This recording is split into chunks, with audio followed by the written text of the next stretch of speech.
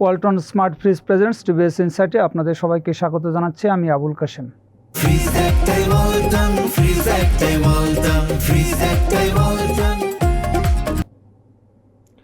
প্রিয় দর্শক, আমরা আজকে কথা বলবো বাংলাদেশের যে গ্যাস সংকট বা গ্যাস আমদানি করতে হয়, আপনারা জানেন চাহিদা পূরণের জন্য সেই যুক্তরাষ্ট্রের একটি কোম্পানি থেকে সরকার দীর্ঘমেয়াদী 2039 সাল পর্যন্ত প্রায় 44 কার্গো এলএনজি আমদানির জন্য একটা চুক্তিতে যাচ্ছিল। আপনারা জানেন যে সেটা আমাদের সরকারের যে অর্থনৈতিক বিষয় সংক্রান্ত মন্ত্রিসভা কমিটি তে অনুমোদন হয়েছিল, কিন্তু পার্সেস কমিটি সর্বশেষ সেটা অ্যাপ্রুভ করেনি, সেটা ফেরত পাঠিয়েছে। তো এ বিষয়টি বেসে আজকে লিড নিউজ প্রকাশিত হয়েছে। নিউজটি করেছেন আমাদের সিনিয়র করেসপন্ডেন্ট সাজ্জাদ হোসেন। আমরা তার কাছ থেকে বিস্তারিত জানব। সাজ্জাদ, আপনাকে স্বাগত জানাচ্ছি।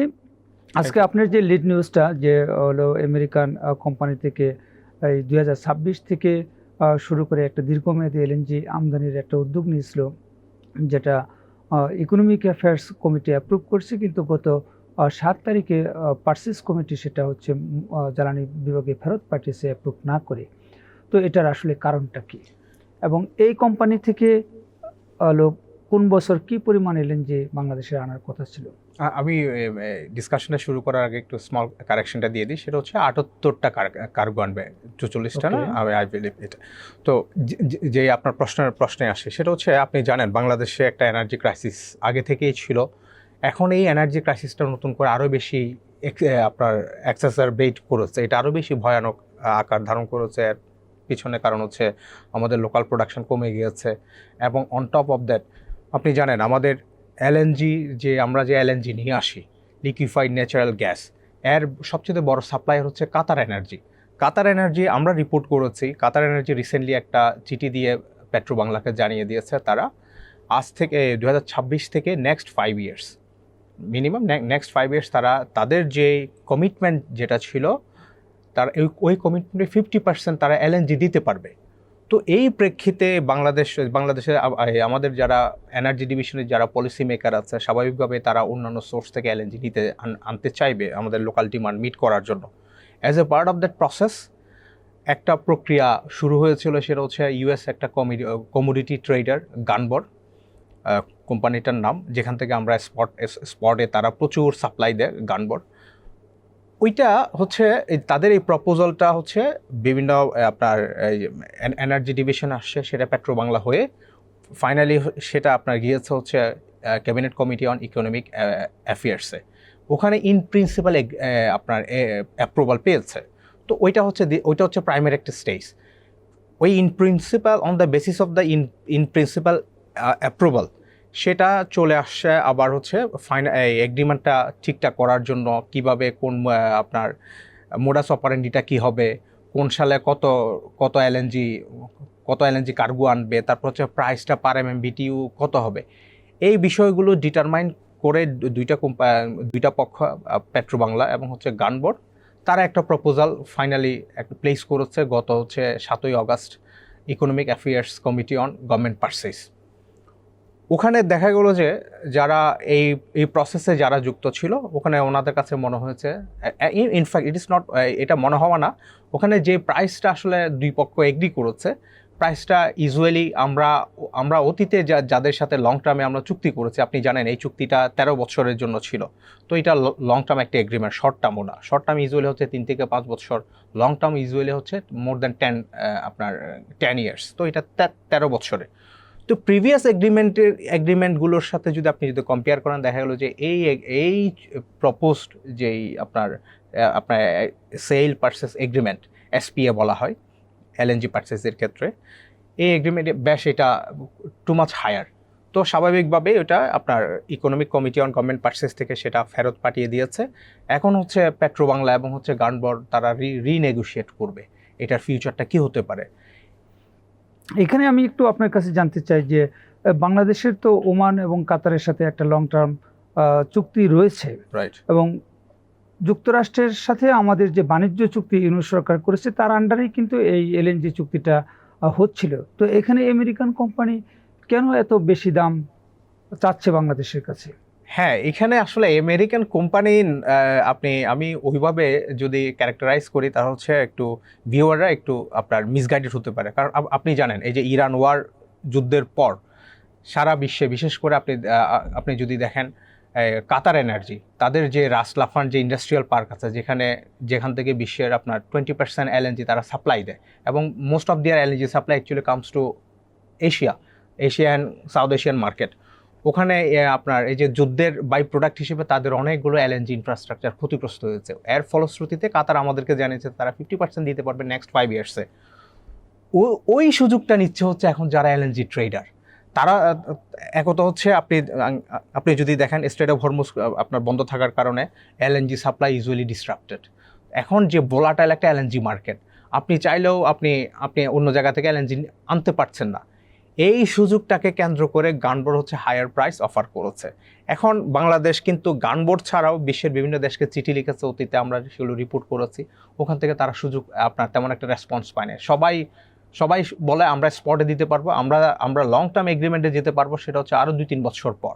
এবং তারা শর্ট টার্মে যে প্রপোজালটা দেয়, ইভেন ধরেন 3 থেকে 5 বছর, আপনি শর্ট টার্মে বাংলাদেশে ধরেন এই যে আমাদের যে চুক্তিগুলো, সেটা হচ্ছে এশিয়ান কান্ট্রিগুলোতে জ্যাকএম, জাপান, কোরিয়া মার্কার, ওখানে আপনি দেখবেন সেটা হচ্ছে ব্র্যান্ডের সাথে হচ্ছে করা, আপনার মেকানিজম করা, অ্যাট দ্য সেম টাইম হচ্ছে 3 মাসের লাস্ট 3 মান্থসের হচ্ছে গড়। তো আপনি যদি ব্র্যান্ড প্রাইস দেখেন এবং এলএনজির এবং হচ্ছে প্রিমিয়াম, এটা অলমোস্ট আপনার নিয়ার অ্যাবাউট আপনার স্পটের যে প্রাইস, ধরেন এখন আমরা স্পটে নিচ্ছি $21-22 করে পার MMBTU, সেখান থেকে আসবে হচ্ছে আপনার এই 17 থেকে 19 MMBTU। এখন আপনি বলতে পারেন তাও তো আমি তো $2-3 হচ্ছে আমি কম পেতে পারি, কিন্তু প্রবলেম হচ্ছে $2-3 আপনি এখন সাময়িক কম পাওয়ার জন্য আপনাকে লাস্ট 3 to 5 ইয়ার্স এই স্টিফ প্রাইসে আপনাকে কিনতে হবে। তখন বাংলাদেশের পক্ষে আপনার এই যে শর্ট টার্মে যাওয়া আপনার পসিবল না। এখন এই যে গানবোর্ডের যে প্রপোজালটা, আসলে এটা হচ্ছে 2টা বেঞ্চমার্ক, একটা হচ্ছে আপনার জ্যাকএম, আমাদের এই যে এশিয়ান মার্কেট প্রাইস, আর এই এশিয়ান মার্কেট ইন্ডেক্স, আরটা হচ্ছে হেনরি হাব, যেটা হচ্ছে ইউএসের ডোমেস্টিক হচ্ছে গ্যাস প্রাইসিং আপনার মেকানিজম। তো যদি আপনি হেনরি হাবের তুলনায় যদি আপনি দেখেন, জ্যাকএমের প্রাইসটা ইউজুয়ালি অলওয়েজ রিমেইন হায়ার। তো এখন প্রপোজালটা এমনভাবে দেওয়া হয়েছে 13 বছরে 78টা কার্গো আসবে, কিন্তু 26 থেকে 2028 পর্যন্ত যে কার্গোগুলো ডেলিভারি হবে সেই কার্গোগুলোর হচ্ছে মেকানিজমটা থাকবে হচ্ছে প্রাইস ইন্ডেক্সিং থাকবে হচ্ছে জ্যাকএম। তো জ্যাকএম ইউজুয়ালি এই আপনার প্রাইসটা বেশি থাকে। এই মূলত হচ্ছে গানবোর্ড এই সুযোগটা নিতে চাচ্ছে, যেহেতু আপনার ক্রুডের প্রাইস আপনার হায়ার থাকবে, এবং হচ্ছে বিভিন্ন এলএনজির যেসব আপনার ফোকাস আছে, S&P গ্লোবাল থেকে শুরু করে অন্যান্য যেসব আর্গাস মিডিয়া, ওরা যে ফোকাসগুলো করে, বলা হচ্ছে যে 2026 থেকে 2028 পর্যন্ত এলএনজির price actually will remain bullish. Then 2029-এর পর থেকে আস্তে আস্তে এলএনজির প্রাইস কমতে থাকবে। তখন আমাদের এই যে একটা ডাউনওয়ার্ড ট্রেন্ড 2029 সাল থেকে পসিবল, সেটা আসবে আবার হেনরি হাব থেকে। এখন হেনরি হাবের যে আরেকটা প্রবলেম হচ্ছে, বাংলাদেশকে যে প্রপোজালটা দেওয়া হয়েছে সেখানেও আসলে আপনার যে প্রাইসিংটা করা হয়েছে সেখানেও একটু বেশি।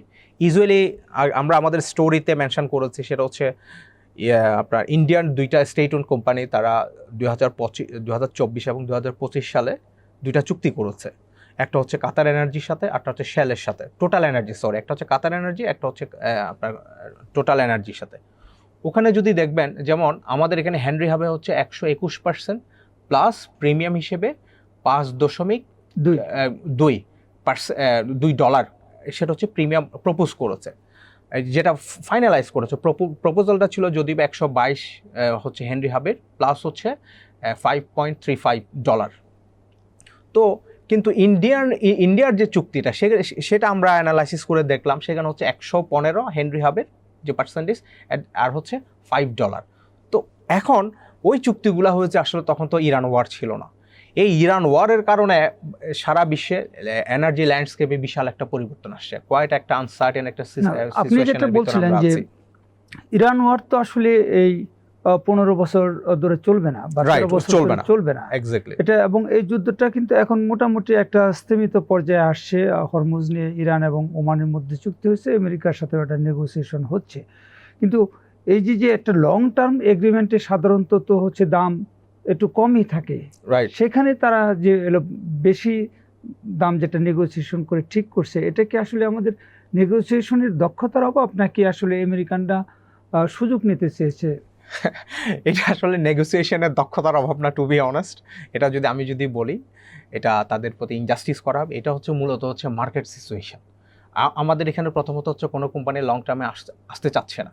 এখন যেই কোম্পানিটা আসছে, এখন গানবর্ড ইউএস কোম্পানি যেটা আসছে, তারা হচ্ছে এক বিশ্বের যে আপনার এনার্জি যে ল্যান্ডস্কেপ এখন যেভাবে ইভলভ হচ্ছে, এনার্জি মার্কেটটা যেভাবে ইভলভ হচ্ছে, সেটারই সুযোগটা তারা হচ্ছে নিচ্ছে। তারা জানে আপনার সারা বিশ্বে 2028-29 সালের দিকে প্রচুর এলএনজি ইনফ্রাস্ট্রাকচার মার্কেটে আসবে, তখন আপনার হচ্ছে এলএনজি প্রাইসটা কমবে। আনটিল 2028 পর্যন্ত আপনি যদি দেখেন বিভিন্ন ফোকাসড এলএনজি প্রাইসের ফোকাসড আপনার শর্ট টার্ম, মিডিয়াম, একটা হচ্ছে স্পট, তারপর হচ্ছে শর্ট টার্ম, একটা হচ্ছে লং টার্ম। ওখানে ক্লিয়ারলি বলা আছে সেটা হচ্ছে 2029-এর আগ পর্যন্ত এলএনজি প্রাইস আসলে তেমন একটা কমবে না। এই সুযোগটা হচ্ছে বেসিক্যালি হচ্ছে তারা নিচ্ছে। আচ্ছা, আমরা একদম শেষ সময় চলে আসছি। আপনার কাছে যেটা জানতে চাবো যে আমাদের এখন যে জ্বালানির সিচুয়েশন, জ্বালানির যে ক্রাইসিস তো আছেই, এবং আমাদের একটা এফএসআরইউ নষ্ট হয়ে গেছিল, সেটা এখন মেরামত হচ্ছে, কিছুটা হচ্ছে গ্যাস হয়তো আমরা সেখান থেকে পাচ্ছি। তো সামনে আমাদের সিচুয়েশনটা আসলে কেমন হতে পারে, এবং যে আপনার এনার্জি সাপ্লাই নিরবিচ্ছিন্ন রাখার জন্য সরকারের দিক থেকে আর কি কি ইনিশিয়েটিভ আছে? আসলে আমাদের তো এনার্জি মিক্সচারটা আসলে ভেরি মাচ লিমিটেড। আমাদের হচ্ছে একটা হচ্ছে আমরা এলএনজি ডিপেন্ডেন্ট গ্যাস, আরটা হচ্ছে কোল, আরটা হচ্ছে আমরা ফার্নেস অয়েল বেসড আমাদের কিছু পাওয়ার প্ল্যান্ট আছে, সেই যেখান থেকে আমরা হচ্ছে এই বিশেষ করে সামার সিজনে আমরা হাইস্ট 3000 মেগাওয়াট পর্যন্ত। তো মূল প্রবলেমটা হচ্ছে আমাদের এখানে হচ্ছে গ্যাস সাপ্লাই। এখন গ্যাস সাপ্লাইয়ের একটা অংশ আসে হচ্ছে আমাদের লোকাল প্রোডাকশন থেকে 1600 থেকে 1700 MMCFD পার ডে, বাকিটা হচ্ছে আমরা হচ্ছে এলএনজির মাধ্যমে দিই। এখন আপনি দেখেন এই যে সামনে এলএনজির যে সিনারিওর যে মার্কেটটা আমরা বলছি, এবং কাতার এনার্জি যে বলল তারা প্রত্যেক বছর 40টা হচ্ছে কার্গো আমাদেরকে দেওয়ার কথা, সেখান থেকে তারা বলছে তারা 20টা দিতে পারবে। ইউ জাস্ট থিঙ্ক অ্যাবাউট, একটা বছরে যদি 20টা কার্গো কমে যায়, সেই কার্গোগুলো আমরা কোত্থেকে নিয়ে আসবো? একত হচ্ছে গ্লোবাল আমাদের তখন গ্লোবাল মার্কেটে, দ্বিতীয়ত হচ্ছে একত হচ্ছে অ্যাভেলেবেল এফএসআরইউ নাই যে ওখানে আপনি এলএনজি করে নিয়ে আসতে পারবেন। কারণ হচ্ছে ইনফ্রাস্ট্রাকচার অনেক জায়গায় ধ্বংস হয়েছে, বিশেষ করে কাতারে, অনেক জায়গায় বলতে বেসিক্যালি হচ্ছে কাতারে হচ্ছে 20% বিশ্বের আপনার এলএনজি সাপ্লাই দেয়। এই সমস্যাটাকে কাউন্টার করার জন্য এখন বাংলাদেশের হাতে যেই একটা অপশন ছিল, এই যে অপশন আছে বাংলাদেশ এখন যে অপশনটা টেবিলে রেখেছে, সেটা হচ্ছে গানবোর্ডের।